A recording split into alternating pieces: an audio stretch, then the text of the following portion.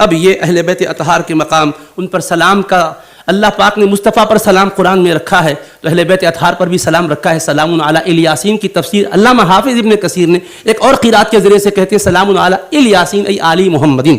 میں علامہ ابن کثیر کا حوالہ دیا، ان کو کوئی بھی ایسا آسانی کے ساتھ رد نہیں کر سکتے، اور بھی حوالے ہیں اس کے اندر میں نے ذکر کیے ہیں۔ ناظرین و سامعین اکرام، ابھی آپ نے کلپ سماعت فرمائی ہے، یہ جامعہ نظامیہ کے صدر مفتی ہیں جو یہ فرماتے ہوئے نظر آ رہے تھے کہ قرآن کریم میں سلام علی الیاسین کی جگہ پر کچھ مفسرین نے سلام علی آل یاسین بھی پڑھا ہے، تحریر فرمایا ہے، اور صحابہ کرام رضوان اللہ تعالی علیہم اجمعین سے بھی یہ ثابت ہے، اور آپ نے بھی اس کا حوالہ دیا ہے۔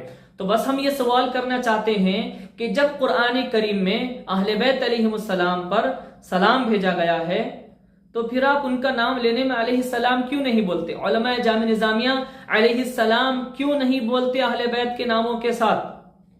مولا علی علیہ السلام، سیدہ فاطمہ علیہ السلام، امام حسین علیہ السلام، امام حسن علیہ السلام، یہ کیوں نہیں بولتے؟ جبکہ بانی جامعہ نظامیہ، جو جامعہ نظامیہ کے فاؤنڈر ہیں الشاہ امام محمد انوار اللہ فاروقی چشتی صابری رحمت اللہ علیہ نے بھی اپنی تصنیف میں، اپنی کتاب میں جا بجا جہاں جہاں بھی اہل بیت علیہ السلام کا نام لیا ہے، ہر فرد کے ساتھ علیہ السلام لکھا ہے۔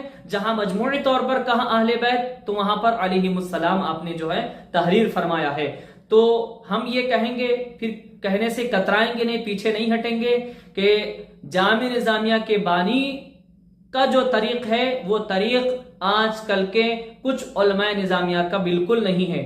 کچھ کیا، میری نظر میں تو سب ایسے ہی ہے، بلکہ یہ شیخ الاسلام کو دھوکہ دینا ہے کہ انہی کے قائم کردہ مدرسے میں ہم بڑے منصبوں پر ہیں اور وہاں پر بڑی بڑی کتابیں پڑھاتے ہیں۔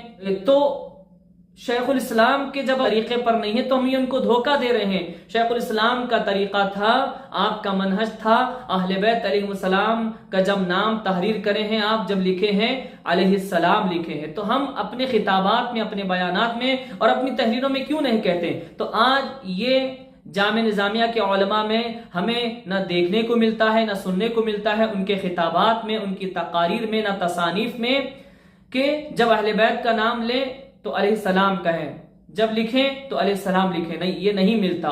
تو یہ لوگ شیخ الاسلام کے طریقے پر بالکل نہیں ہیں۔